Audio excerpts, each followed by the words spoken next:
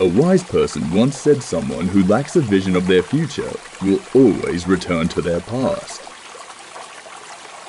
Noble and safeguarded in old age due to obedience in youth anyone who upholds the laws of Allah in their youth, and when their body is still strong, then Allah will safeguard them in their old age and when their body has become weak.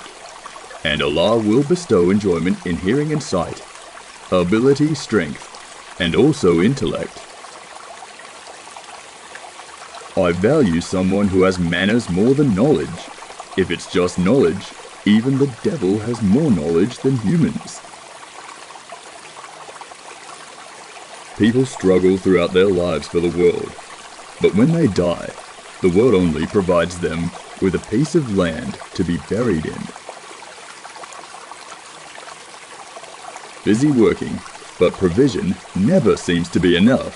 From Prophet Muhammad, verily, Allah the Almighty says, O children of Adam, worship me entirely, and I will fill your hearts within your chests with wealth, and I will satisfy your needs. If you do not do so, I will fill your hands with busy work, and I will not satisfy your needs other than me. What is your life's purpose?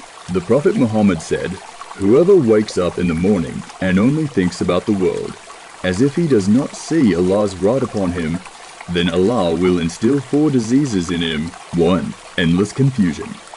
2. Never-ending busyness. 3. Unfulfilled needs. 4. Unattained desires. 3 signs of a hypocrite. A hypocrite has 3 signs: lazy when alone, enthusiastic when with others, and always striving for praise in all their affairs.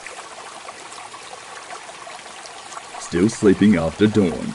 Ibn Qayyim, rahimahullah, said, sleeping after dawn prevents sustenance, because the time of dawn is when creatures seek their sustenance, and the time when sustenance is distributed. Sleeping after dawn is something that is discouraged makruhi, unless there is a reason or necessity. When a person is tested with sadness, Al-Hakam bin Utayba rahimahullah said, if sins have accumulated, but they have no good deeds to erase them, then Allah will test them with sadness to remove their sins. Savings for the Day of Judgment. Indeed, on the Day of Judgment, a servant will be exceedingly joyful with the rewards they received due to the injustices others committed against them in various matters of wealth, life, and honor.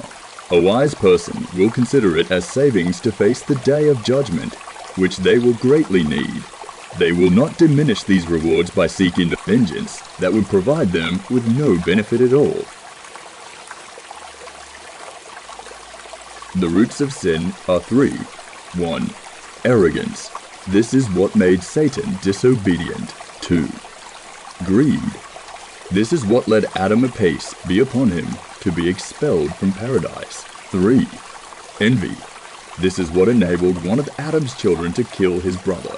Whoever is saved from these 3 sins will be saved from evil, because disbelief originates from arrogance. Transgression arises from greed, and injustice is rooted in envy. If wealth and height of social status are your measures of success, please reevaluate. Your role model might not be the Prophet Muhammad, peace be upon him, but perhaps Pharaoh and Qarun. If you want to know someone, if you want to know the quality of someone's faith, then observe how they deal with others in matters of wealth. If you want to know the quality of someone's intellect, then look at how they speak to those who disagree with them, and what they do when they are angry. If you want to know the quality of someone's character, then see how they treat employees, subordinates, helpers, and the impoverished.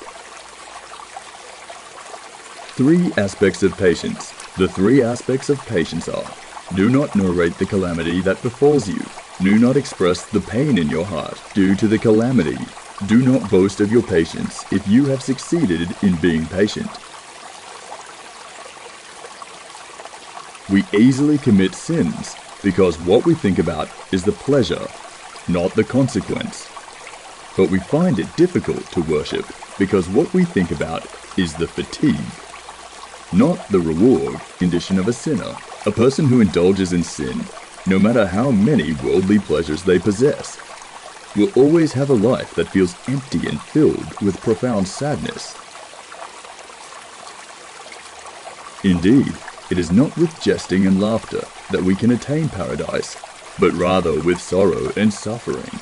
Paradise is surrounded by disliked things by the self, and the hellfire is surrounded by desirable things of the self. The consequences of ill-gotten wealth. A child who grows up on forbidden sustenance will later become indifferent to the boundaries of what is lawful and unlawful in their religion. So, how can parents expect to have righteous children? Prophet Muhammad said, "Indeed, a person can be deprived of sustenance, having righteous children due to the sins they commit."